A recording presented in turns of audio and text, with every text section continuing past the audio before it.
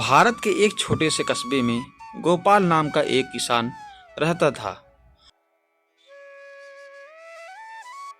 उसकी पहली पत्नी का देहांत हो चुका था और दो बच्चे थे।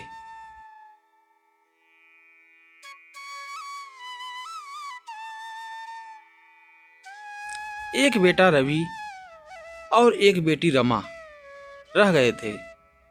बच्चों की देखभाल करने के लिए गोपाल ने दूसरी शादी कर ली। नई पत्नी का नाम था शांति। शुरू में तो शांति ने बच्चों को संभाला, पर धीरे धीरे उसका रवैया बदल गया। वह अपने सौतेले बच्चों से दूरी बनाने लगी। रवि मेहनती और होशियार था, लेकिन शांति उसे अक्सर ताने देती।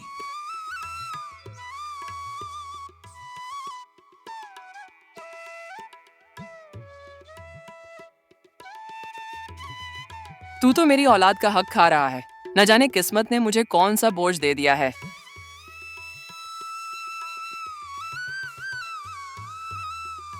बेटी रमा भी शांति के तानों से दुखी रहती। गोपाल सीधा साधा आदमी था। पत्नी की कठोरता देखता पर चुप रहता। साल बीते और रवि बड़ा हो गया। गोपाल चाहता था कि बेटे की शादी अच्छे घर की लड़की से हो जाए, जो घर को संभाल सके। बहुत खोजबीन के बाद रिश्ता पक्का हुआ। लड़की का नाम था सविता। वह सुंदर ही नहीं बल्कि संस्कारी और दयालु स्वभाव की थी।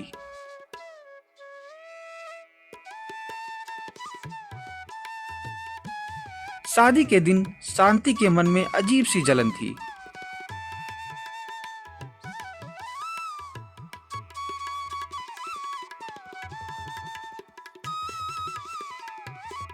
वह सोच रही थी, देखना, बहू आएगी तो मेरा कहना कौन मानेगा। सब उसका ही पक्ष लेंगे।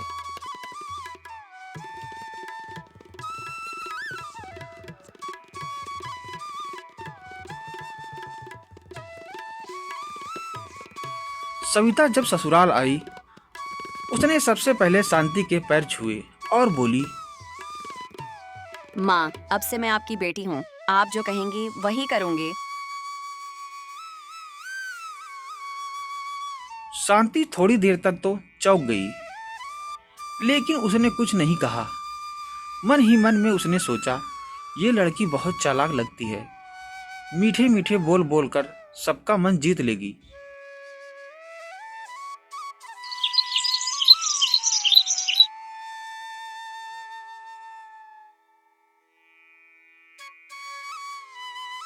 पर धीरे धीरे शांति को महसूस हुआ कि सविता सचमुच बेहद नेक दिल है। वह हर सुबह उठकर सबसे पहले शांति के लिए चाय बनाती, घर के कामों में उनकी मदद करती और हर जगह उन्हें मां कहकर सम्मान देती।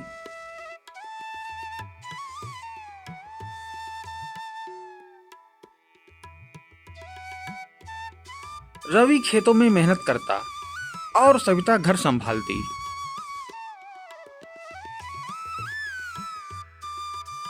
पड़ोस की औरतें जब शांति से मिलती तो वह कहती, किस्मत वाली हो, तुम्हें इतनी अच्छी बहू मिली। तो शांति के दिल में कुछ कुछ होने लगता, लेकिन उसके अंदर की कड़वाहट अभी भी पूरी तरह खत्म नहीं हुई थी। कभी कभी वह सविता से कठोर शब्द बोल देती। बहू, तूने मेरे बेटे को वश में कर लिया है। अब घर में सब तेरे कहने पर ही चलेगा। सविता ने मुस्कुराते हुए जवाब दिया, माँ, अगर मैं सच में भाग्यशाली हूँ तो ये भाग्य आपकी वजह से है। आपने ही मुझे इस घर का हिस्सा बनाया। शांति उसके शब्द सुनकर चुप रह गई।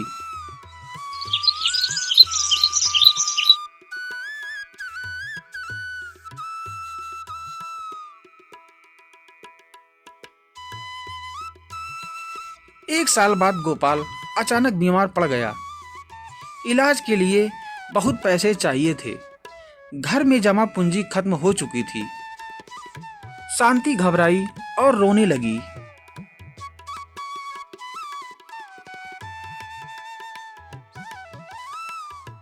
तब सविता ने कुछ पैसे अपने खर्च के लिए इकट्ठा करके रखे थे। उसने ले जाकर माँ को दिए और बोली, माँ, इन पैसों से पिताजी का इलाज करवा लीजिए। पिताजी की जान सबसे कीमती है, पैसे तो फिर आ जाएंगे। शांति की आंखें भर आई। उसने सोचा, जिस बहू को मैं पराई समझती थी वही आज हमारे लिए अपना सब कुछ देने को तैयार है।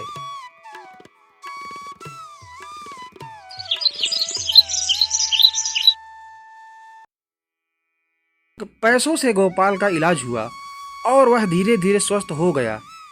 उस दिन के बाद शांति के दिल में सविता के लिए नई इज्जत पैदा हो गई। अब वह उसे बहू नहीं बेटी मानने लगी। सविता सचमुच इस घर की लक्ष्मी है। अगर ये घर में ना आती तो ना जाने हमारा क्या हाल होता। कुछ साल बाद रमा की भी शादी तय हो गई। उस समय शांति के पास पैसे की कमी थी। उसने चिंता जताई। कैसे होगा इतना खर्च? मेरी बेटी की शादी ठीक से नहीं हो पाएगी। सविता ने तुरंत कहा, माँ, आप चिंता मत कीजिए, रमा तो मेरी भी बहन है। जो भी खर्च होगा मैं और रवि मिलकर संभाल लेंगे।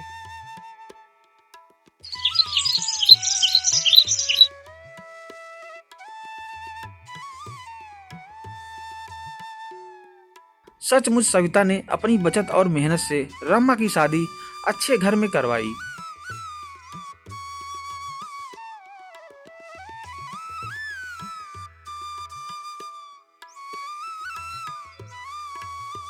शादी के दिन शांति ने सबके सामने कहा, आज मुझे एहसास हुआ कि सौतेली माँ होना सिर्फ नाम की बात है। सविता ने मुझे असली माँ बना दिया है। मेरी किस्मत थी कि मुझे इतनी भाग्यशाली बहू मिली। रवि और सविता की मेहनत से घर का जीवन बेहतर होता गया। खेतों में पैदावार बढ़ी, कारोबार फैला। शांति का दिल पूरी तरह बदल चुका था। अब वह हर किसी से कहती, मेरी बहू नहीं, मेरी बेटी सविता ही इस घर की लक्ष्मी है। मैंने उसे सौतेली आंखों से देखा था, लेकिन उसने मुझे सगी माँ जैसा प्यार दिया।